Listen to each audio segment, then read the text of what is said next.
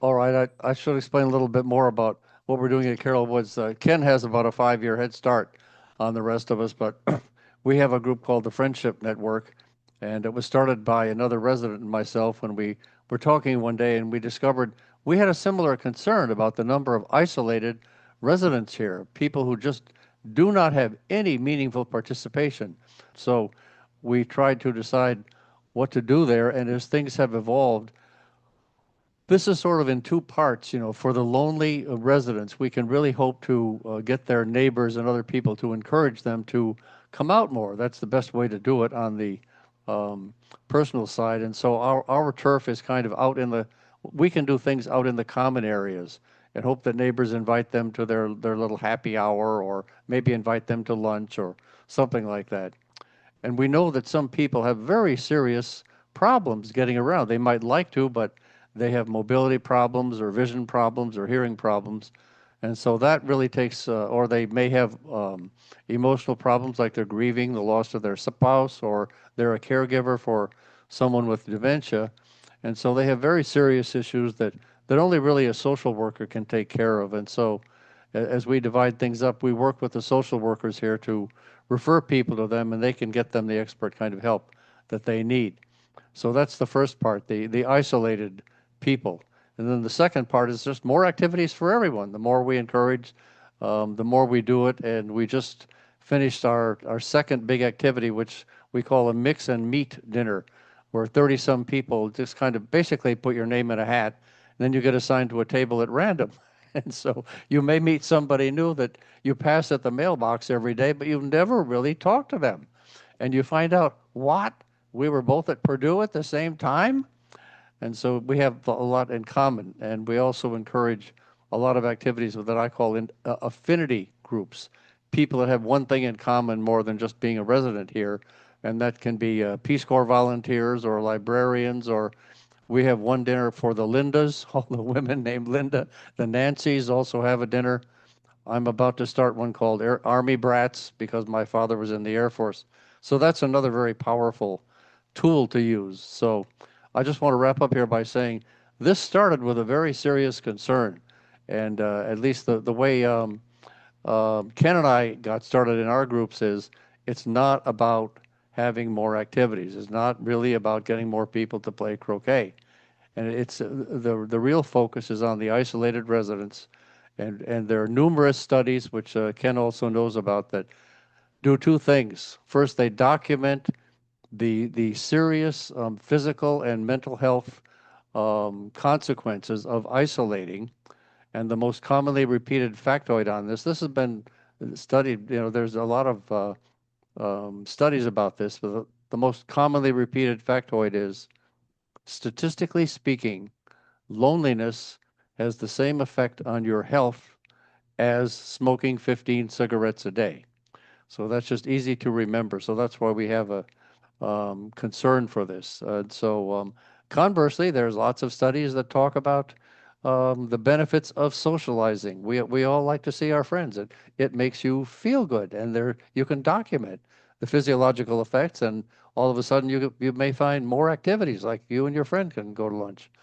So there are all those benefits. And my last point here is, there's a very well-known doctor named Zeke Emanuel, and he's from a very distinguished family of the Emanuel brothers, where one brother is Ram, who was a politician. The other brother is Ari, who was a big Hollywood agent. And so Zeke is the doctor, and he's written a book about living a healthier life, in your later years. And it says the usual things about diet and exercise and all. But when he had a big TV display a few months ago on CBS Sunday Morning, he singled out the dangers of dining alone. And he mentioned this in particular. And so he talks about it. I'll send you the little clip from it. But it's interesting that someone at his level recognizes such a commonplace thing as, we all know there's lots of people here who just come down and get takeout and go right back to their room. And that's what we hope to work on.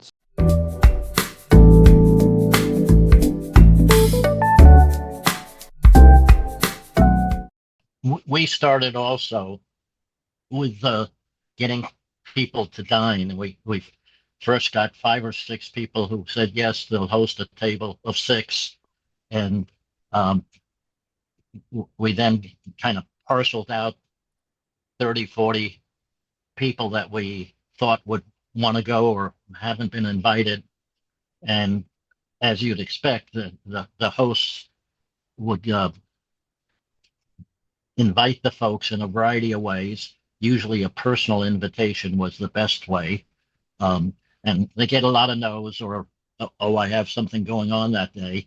But we keep adding names to, and getting 6 people around, other than those who have severe hearing problems, uh, as that evolved, everyone seemed to like that. And so we did more of it. This was a time where we didn't have our full dining. They were doing dining room renovations.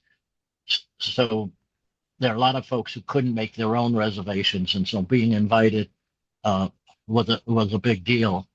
Um, Now, as we've evolved, we don't do that much uh, dining invitations anymore. It's gotten old hat, and people have found their own ways of doing that. I'd like to think of that as a success story, but that's the challenge. You start something, and uh, even on the people who, another challenge is you get people who were alone, they start making friends, and then they form cliques, and then they leave everyone else out again.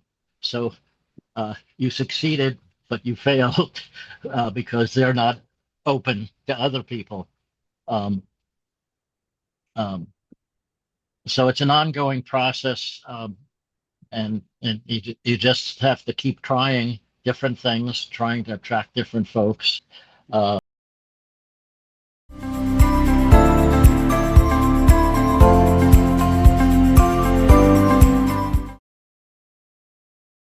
We're not as organized as you are, but you all are an inspiration for us.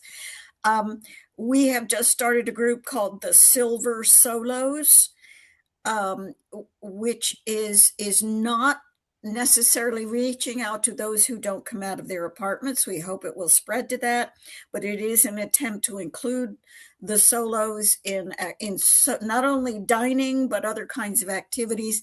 They meet twice a month. That started as a function of the friendship committee, was then taken over by residents, which we're delighted about. We have a friendship table in our dining room for singles. Don't need to make a reservation, just come in and dine with each other.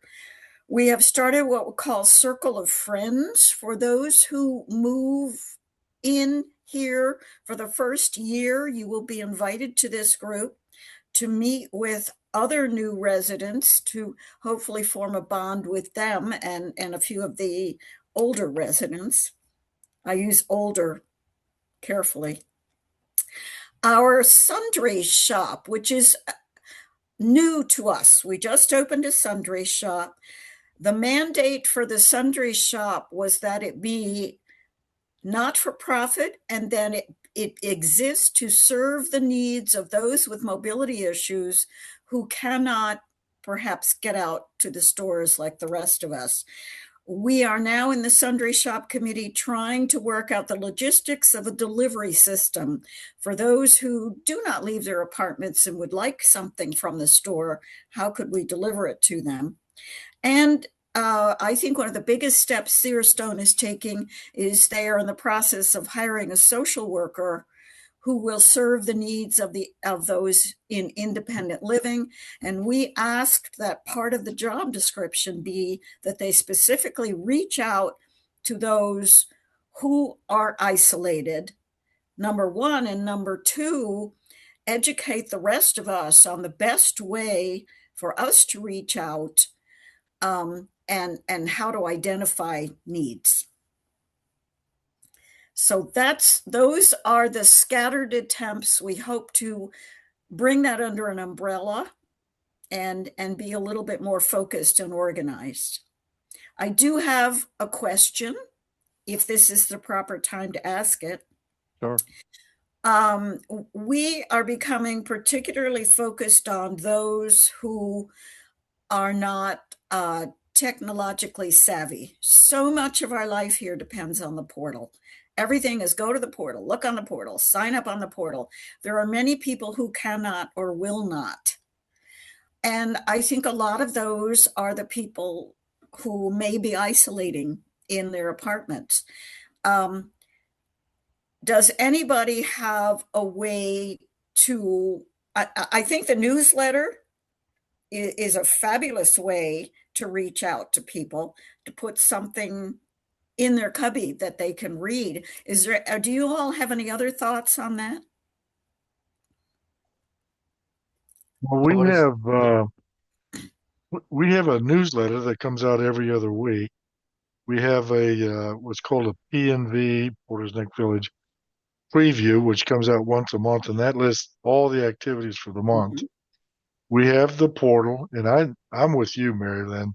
I don't think we're at the point where everybody is so technologically savvy that we can give up on paper yet. But we do have it's Touchdown is what we use, and then that's linked into a TV channel where all the upcoming events that are on the app are projected on the TV for those who can't get out of the. And in fact, every night I read all the slides, and then that comes on the next morning.